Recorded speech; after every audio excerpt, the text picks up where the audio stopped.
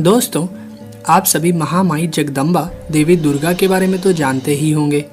इन शक्ति स्वरूपा देवी दुर्गा ने समस्त लोगों के कल्याण के लिए तथा दुष्ट दानवों और राक्षसों का विनाश करने के लिए कई बार अपने अलग अलग रूप धारण किए थे। भगवती देवी दुर्गा आज भी समस्त लोकों में अपने भक्तों का कल्याण करती हैं।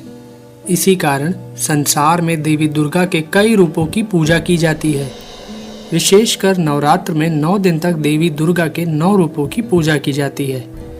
तो चलिए आज अपने एपिसोड में हम देखते हैं कि नवरात्रों में देवी दुर्गा के किन किन रूपों की पूजा की जाती है। दोस्तों, देवी दुर्गा को माता पार्वती का ही एक रूप माना जाता है, इसलिए नवरात्र में पहले दिन इनके जिस स्वरूप की आराधना की जाती है उसका नाम है शैलपुत्री। पर्वतराज हिमालय के यहाँ पुत्री रूप में जन्म लेने के कारण इनका नाम शैलपुत्री पड़ा था। दोस्तों, देवी शैलपुत्री अपने पूर्व जन्म में ब्रह्मा जी के मानस पुत्र प्रजापति दक्ष की पुत्री थी। तब इनका नाम सती था और इनका विवाह भगवान शंकर जी के साथ ही हुआ था।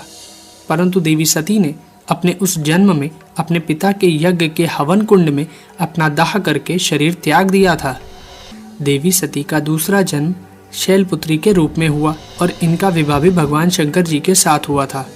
देवी शैलपुत्री को हम देवी हेमवती व देवी पार्वती के नाम से भी पुकारते हैं। दोस्तों, वृषभ यानी बैल पर सवार देवी शैलपुत्री के दाएं हाथ में त्रिशूल तथा बाएं हाथ में कमल सुशोभित रहता है। इनकी उपासना करने से मनुष्य को अनंत शक्तियां प्राप्त होती हैं। दोस्तों, नवरात्र के दूसरे दिन माँ दुर्गा के ब्रह्मचारिणी स्वरूप की पूजा की जाती है। यहाँ ब्रह्म शब्द का अर्थ है तपस्या। ब्रह्मचारिणी अर्थात तप की चारिणी, तप का आचरण करने वाली। दोस्तों, देवी सती ने जब शैलपुत्री के रूप में दूसरा जन्म लिया था तब सभी मनुष्यों की तरह उन्हें भी पिछले जन्म की कोई भी घटना याद नहीं थी और उधर भगवान शंकर अपनी पहली पत्नी सती के शोक में डूबे हुए थे। तब देवताओं ने भगवान शिव को शोक से उबारने के लिए शैलपुत्री को उनकी पत्नी बनाने का विचार किया और देवर्षि नारद को शैलपुत्री के पास भेजा। देवर्षि नारद ने देवी शैलपुत्री को जब भगवान शंकर को अपना पति बनाने के लिए प्रेरित किया तब देवी शैलपुत्री ने भगवान शिव को अपने पति के रूप में प्राप्त करने के लिए हजारों वर्ष तक इतनी कठोर तपस्या की थी कि तीनों लोकों में हाहाकार मच गया था। दोस्तों, देवी शैलपुत्री की वह तपस्या बड़ी ही अभूतपूर्व थी। ऐसी कठोर तपस्या कभी कोई नहीं कर पाया था। इस कारण ही उनका नाम ब्रह्मचारिणी पड़ गया था। देवी दुर्गा के इस ब्रह्मचारिणी स्वरूप के दाहिने हाथ में जप की माला तथा बाएं हाथ में कमंडल रहता है।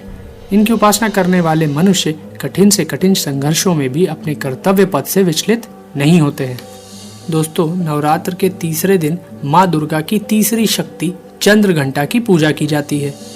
माँ दुर्गा के इस स्वरूप के मस्तक में घंटे के आकार का अर्धचंद्र है। इसी कारण इन्हें चंद्र घंटा देवी कहा जाता है। दोस्तों, सिंह पर सवार देवी चंद्र घंटा के 10 हाथ हैं और उनके 10 हाथों में अस्त्र और शस्त्र विराजमान हैं। देवी चंद्र घंटा की मुद्रा देखने में ऐसी प्रतीत होती है जैसे कि वो युद्ध करने के लिए तैयार हैं।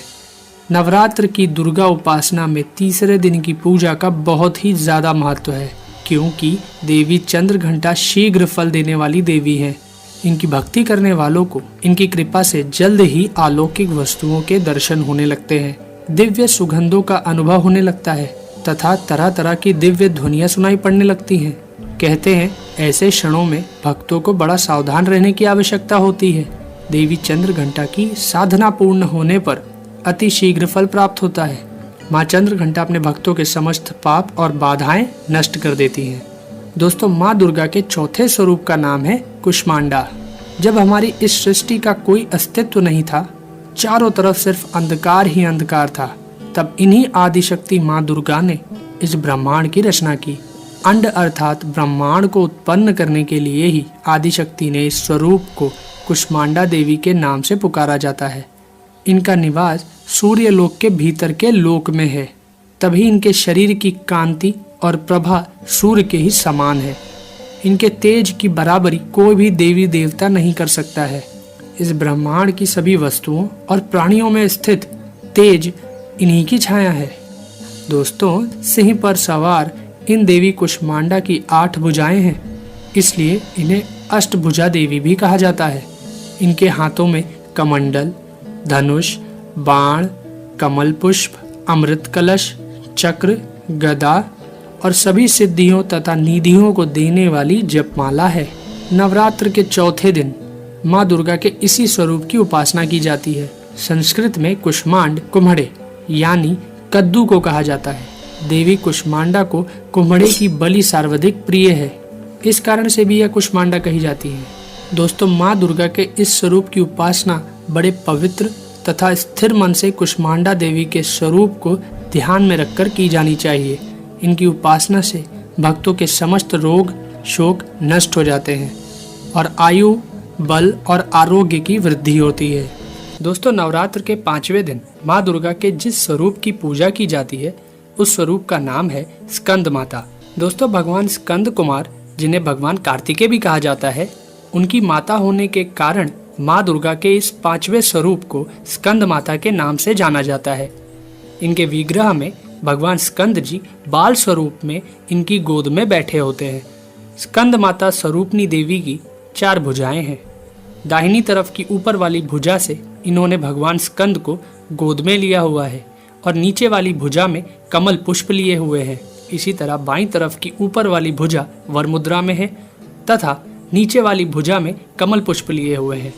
दोस्तों, स्कंद माता कमल के पुष्प पर विराजमान रहती हैं, इस कारण इन्हें पद्मासना देवी भी कहा जाता है। साथ ही इन देवी स्कंद माता का वाहन सिंह भी है।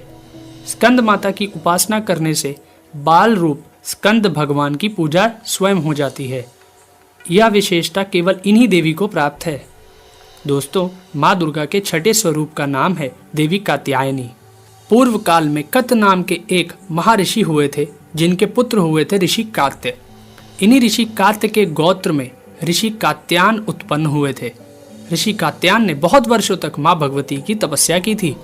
उनकी इच्छा थी कि माँ भगवती उनके घर पुत्री के रूप में जन्म ले। दोस्तों, कहा जाता है कि जब दैत्य महिषासुर का वध करने के लिए भगवान ब्रह्मा, विष्णु और महेश तीनों ने अपने तेज के अंश से माँ दुर्गा को उत्पन्न किया था, तब महर्षि कात्यायन ने ही सर्वप्रथम उन देवी दुर्गा की पूजा की थी। इसी कारण से देवी दुर्गा का यह स्वरूप देवी कात्यायनी कहलाया और ऐसी मान्यता है कि इन्हीं देवी कात्यायनी ऋषि कात्यायन के यहाँ पुत्री के रूप में उत्पन्न हुई थी। दोस्तों, सिंह पर सवारी करने वाली देवी कात्यायनी का स्वरूप बड़ा ही भव्य तथा दिव्य है। इनकी 4 भुजाओं में दाहिने तरफ की ऊपर वाली भुजा अभय मुद्रा में है तथा नीचे वाली भुजा वर मुद्रा में है। बाईं तरफ की ऊपर वाली भुजा में तलवार तथा नीचे वाली भुजा में कमल पुष्प सुशोभित है। माँ देवी की इस कात्यायनी स्वरूप की पूजा नवरात्र के 6ठे दिन की जाती है। माँ कात्यायनी अपने भक्तों को 4 फल अर्थ, धर्म, काम और मोक्ष प्रदान करती हैं। दोस्तों, नवरात्र के 7वें दिन माँ दुर्गा के कालरात्रि स्वरूप की पूजा की जाती है। देवी कालरात्रि के शरीर का रंग घने अंधकार की तरह काला है। सर के बाल बिखरे हुए हैं और इनके 3 नेत्र हैं। इनकी नाक से अग्नि की भयंकर ज्वालाएं निकलती रहती हैं। गधे पर सवारी करने वाली देवी कालरात्रि के दाहिने तरफ की ऊपरी भुजा वर मुद्रा में है तथा नीचे वाली भुजा अभय मुद्रा में है। बाईं तरफ की ऊपर वाली भुजा में लोहे का कांटा है और नीचे वाली भुजा में खड़ग है। माँ कालरात्रि का स्वरूप देखने में अत्यंत भयानक है, परंतु यह सदैव शुभ फल प्रदान करती हैं। इसी कारण इनका नाम शुभंती भी है। दानव, दैत्य, राक्षस, भूत, प्रेत आदि इनके स्मरण मात्र से भयभीत होकर भाग जाते हैं। इनके भक्तों को अग्नि भय, जल भय, जंतु भय, शत्रु भय, रात्रि भय आदि कभी नहीं होते हैं। दोस्तों, माँ दुर्गा की 8वीं शक्ति का नाम है महागौरी। इनका रंग पूर्णतः गौर है। इनकी गौरता की उपमा शंख, चक्र, चंद्र और कुंद के फूल से दी गई है। देवी महागौरी की आयु 8 वर्ष की मानी गई है। इनके वस्त्र आभूषण भी श्वेत हैं। वृषभ की सवारी करने वाली देवी महागौरी की 4 भुजाएं हैं। इनके दाहिनी तरफ का ऊपरी हाथ अभय मुद्रा में है और नीचे वाले हाथ में त्रिशूल है और बाईं तरफ के ऊपर वाले हाथ में डमरू और नीचे वाला हाथ वर मुद्रा में है। देवी महागौरी ने अपने पार्वती रूप में जब भगवान शिव को प्राप्त करने के लिए कठोर तप किया था, तब इनका रंग काला पड़ गया था। फिर भगवान शिव ने इनके शरीर को गंगा जल से मलकर धोया तो इनका शरीर विद्युत के समान कांतिमान हो उठा। तभी से इनका नाम महागौरी पड़ गया था। नवरात्र के दुर्गा पूजा में 8वें दिन देवी महागौरी की पूजा की जाती है। देवी महागौरी की उपासना से सभी पाप नष्ट हो जाते हैं। भविष्य में कभी पाप और दुख भक्तों के निकट नहीं आते हैं। माँ दुर्गा की नवी शक्ति का नाम सिद्धिदात्री है। यह देवी सभी प्रकार की सिद्धियों को देने वाली है। देवी सिद्धिदात्री की कृपा से ही भगवान शिव का आधा शरीर स्त्री का हो गया था और वह संसार में अर्धनारीश्वर के नाम से जाने गए थे। सिंह की सवारी करने वाली देवी सिद्धिदात्री कमल के पुष्प पर भी आसीन होती हैं। इनकी 4 भुजाएं हैं, जिसमें दाहिनी तरफ की नीचे वाली भुजा में चक्र तथा ऊपर वाली भुजा में गदा विराजमान है तथा बाईं तरफ की ऊपर वाली भुजा में कमल पुष्प तथा नीचे वाली भुजा में शंख है। नवरात्र की दुर्गा पूजा में 9वें दिन देवी सिद्धिदात्री की पूजा की जाती है। देवी सिद्धिदात्री की उपासना पूर्ण कर लेने के बाद भक्तों की सभी मनोकामनाएं पूरी हो जाती हैं।